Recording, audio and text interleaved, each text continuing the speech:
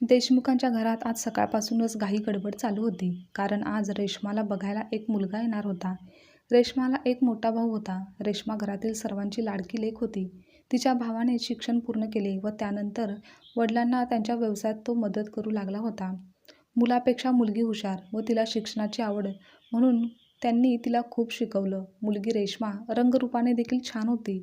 तिला शिक्षणाची फार आवड होती आणि याच अभ्यासवृत्तीमुळे शिक्षण एके शिक्षण असा ध्यास तिने घेतला होता. आपण बरं आणि आपलं काम भलं अशी वृत्ती तिची होती. इकडे तिच्याकरता स्थळ यायला सुरुवात झाली होती. पण वडिलांना आपल्या लेकीसाठी चांगल्यातलं चांगलं स्थळ ते शोधत होते. कारण प्रत्येक बापाला आपल्यापेक्षा जास्त श्रीमंत असलेल्या घरात मुलगी द्यावी असं वाटणं साहजिकच होतं. आणि त्यांच्या मतानुसार आजचं स्थळ पाहिलं तर सुसंपन्न होतं. त्यांनी आधी फोटोतून एकमेकांना पसंत केलं होतं आणि आता प्रत्यक्ष भेटीत काय ते ठरणार होतं. रेश्माला तयार करायला तिच्या 2 मैत्रिणी आल्या होत्या. दोन्ही मैत्रिणी चांगल्या घरातल्या होत्या. दोघींचेही घरचे त्यांच्यासाठी स्थळ बघत होते. मुलीचे लग्न म्हणजे बापाच्या जीवाला घोरच असतो. रेश्माच्या मैत्रिणी तिचा मेकअप, हेअरस्टाईल करत होत्या. पण रेश्माच्या मनात मात्र वेगळेच विचार चालू होते. ती विचार करत होती की आज मी शिकून डॉक्टर झाले, पण माझ्यात व माझ्या आईमध्ये काय फरक?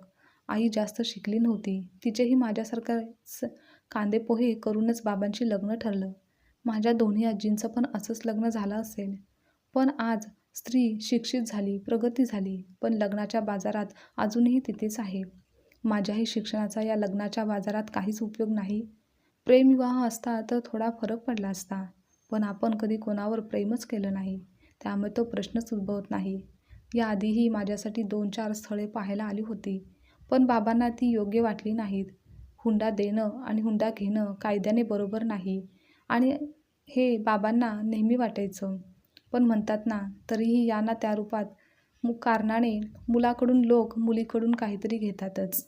आज मी बाबांना स्पष्टच सांगणार आहे की आजचा मुलगा जर मला आवडला तर मी लग्न करेन, नाहीतर माझ्या करिअरवर पूर्णपणे लक्ष केंद्रित करेन. तेवढ्यात मैत्रीण बोलते, अगं बघ किती सुंदर दिसत आहेस. खरंच कोणीही तुला पाहताक्षणी पसंत करेल. इतकी सुंदर दिसत आहेस. बस करा माझं कौतुक. तेवढ्यात बाहेरून रेश्माच्या आईचा आवाज आला. रेश्मा तयार झाली का? असेल तर पटकन खाली ये हो. हो आई, येते गं. रेश्मा डॉक्टर होती, तरी पाहण्याच्या कार्यक्रमात सगळ्यांसारखीच तिचीसुद्धा अवस्था झाली होती. तिच्या छातीत धडधडत होतं. काही वेळातच ती व तिच्या मैत्रिणीही तिच्यासोबत बाहेर आल्या आणि त्यांच्या बैठकीत सामील झाल्या. रेश्माच्या वडिलांनी आपल्या मुलीची व तिच्या मैत्रिणीची ओळख पाहुण्यांना करून दिली. थोड्या गप्पा गोष्टी झाल्या. चहा-पाणीही घेऊन झालं होतं. मग वडिलांनी रेश्माला सांगितलं की रोहितला घर दाखवून ये, म्हणजे त्या दोघांनाही मनमोकळेपणाने बोलता येईल. रेश्मा रोहितला घेऊन घरासमोर असलेल्या त्यांच्या बागेत जाण्यासाठी उठली व जाताना मैत्रिणींना देखील सोबत येण्यास सांगितलं. तेव्हा रोहितही बोलला, हो या तुम्ही पण, आपण छान गप्पा मारू. त्यावर मैत्रिणी बोलल्या, नाही नको, आम्ही कशाला उगाच तुमच्या दोघांमध्ये.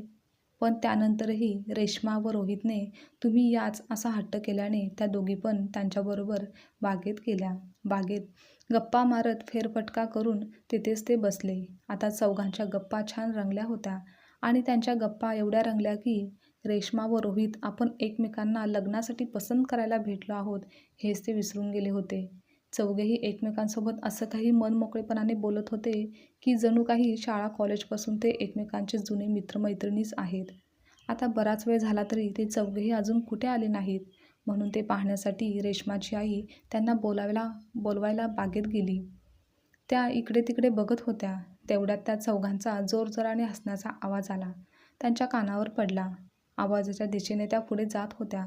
त्यांना पाहून त्या चकितच झाल्या. तेवढ्यात रोहितचे लक्ष त्यांच्याकडे गेले आणि त्याने इशाऱ्याने मुलींना सांगितलं. तेव्हा त्या देखील भानावर आल्या आणि म्हणाल्या, अरे बापरे, तुम्ही पसंतीबद्दल काही बोललाच नाहीत, आता मावशी आम्हाला ओरडणार. तेव्हा रोहित म्हणाला, रेश्मा तू मला पाहताक्षणीच आवडली होतीस, आता तू तुझी पसंती नंतर कळवली तरी चालेल. असं बोलून तो तेथून निघून गेला. तेव्हा रेश्माचा चेहरा बघून असं वाटत होतं की रोहित तिला आवडला आहे, पण तरी देखील मैत्रिणी तिला चिडवायच्या हेतूने त्या दोघी बोलल्या, चल गं, मावशींना सांगूयात की रेश्माला मुलगा पसंत नाही म्हणून. असं बोलून त्या दोघी मावशीच्या दिशेने निघाल्या. तेव्हा त्यांच्या मागे धावतच जाऊन रेश्माने त्या दोघींना थांबवलं. व बोलली, "काय गं, मुलगा पसंत आहे का हे तुम्ही मला विचारलं तरी का?" दोघी म्हणाल्या, "तुला कशाला विचारायचं? आम्हालाच आवडला नाही तो. आणि तसंही किती बडबड करत होता." इतक्यात रेश्माची आई त्यांच्याजवळ आली. तेव्हा त्यांना मैत्रिणीने सांगितलं की रोहित पसंत आहे तुमच्या लेकीला. रेश्माच्या आईने प्रेमाने मुलीला जवळ घेतलं. डोक्यावरून हात फिरवत म्हणाल्या, "रेश्मा, आम्हालाही रोहित पसंत होते. फक्त तुझ्या होकाराची वाट पाहत होते." "बरं, चल आता घरात जाऊन सर्वांना ही गोष्ट आनंदाची सांगूयात." असं बोलून सगळेजण घरात गेले. ही आनंद वार्ता ऐकून घरातील सगळेच आनंदित झाले. पुन्हा एकदा सर्वांनी मस्तपैकी चहा घेतला. साखरपुड्याच्या व लग्नाच्या गप्पाही रंगू लागल्या. दुसऱ्या दिवशी रोहित व रेश्माने देखील परत भेटायचं ठरवलं. रेश्मापेक्षा रोहित जास्त शिकलेला होता व त्याच्या वडिलांच्याच हॉस्पिटलमध्ये तो वडिलांच्या हाताखाली मेडिकलचे धडे गिरवत होता. रेश्मा व तिच्या मैत्रिणींचे आत्ताच MBBS झालेले होते. त्यांची इंटर्नशिप वेगवेगळ्या हॉस्पिटलमध्ये लागायची. तेव्हा ठरल्याप्रमाणे रेश्मा आणि रोहित दुसऱ्या दिवशी भेटले. खूप गप्पा झाल्या. नंतर रोहितने रेश्माला त्यांचे हॉस्पिटल दाखवायला घेऊन गेला. तेथील स्टाफ, OT, वेगवेगळे वॉर्ड बघून व पेशंटशी बोलून तिला देखील खूप बरं वाटलं, छान वाटलं. पुढच्या महिन्यात त्यांचा साखरपुडा ठरवला आणि तोही नीट पार पाडला. अधूनमधून कामातून जसा वेळ मिळेल तसा तिच्या मैत्रिणी व रोहित एकमेकांना भेटायचे आणि जरी फार कधी भेटले नाहीत तरी त्यांचं फोनवर बोलणं व्हायचं. रेश्मा व रोहित यांच्या लग्नाची तारीख देखील ठरली होती. सगळं काही अगदी छान सुरळीत चालू होतं. लग्नाची खरेदीसुद्धा जोरात चालू होती. नवरा नवरी व तिच्या मैत्रिणी मात्र त्यांच्या कामात दंग होते.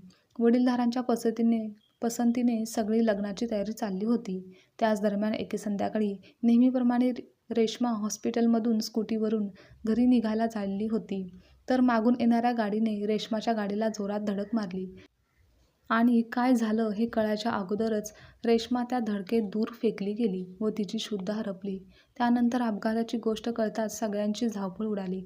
रेश्माला जवळच्याच हॉस्पिटलमध्ये तेथील लोकांनी घेऊन गेले. तेव्हा तिच्यावर लगेच उपचार सुरू केले. दुसऱ्या मोठ्या डॉक्टरांना देखील मदतीला बोलवण्यात आलं. एक ऑपरेशन देखील झालं. पण 24 तासात तिला शुद्ध यायला हवी होती. नाहीतर कोमात जाण्याची शक्यता जास्त होती, असं डॉक्टरांनी सांगितलं. तेव्हा सर्वांनीच देवाकडे प्रार्थना केली. पण काही उपयोग झाला नाही. काही वेळातच रेश्मा कोमात गेली. सर्वांवर दुःखाचा डोंगर कोसळला.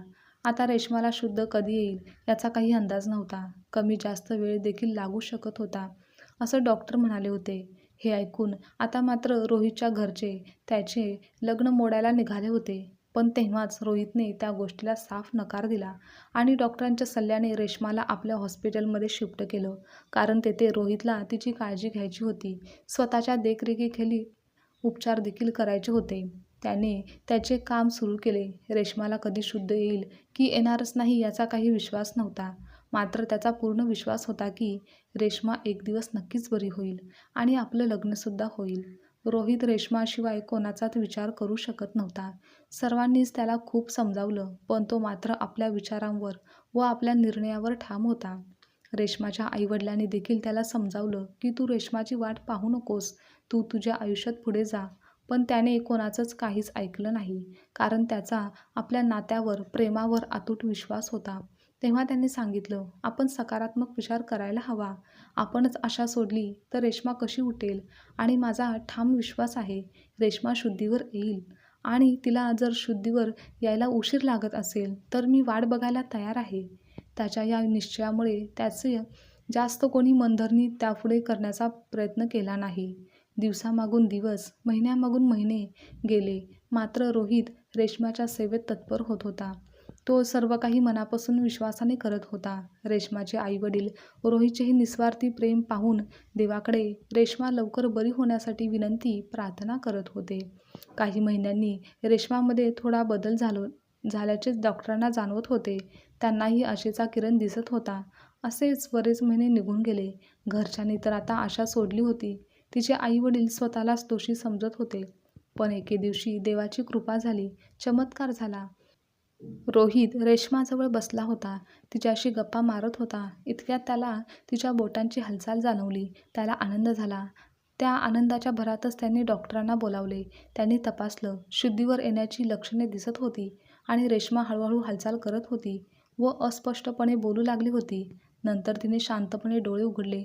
समोर रोहितला बघून तिच्या गालावर हळूच हसू आले.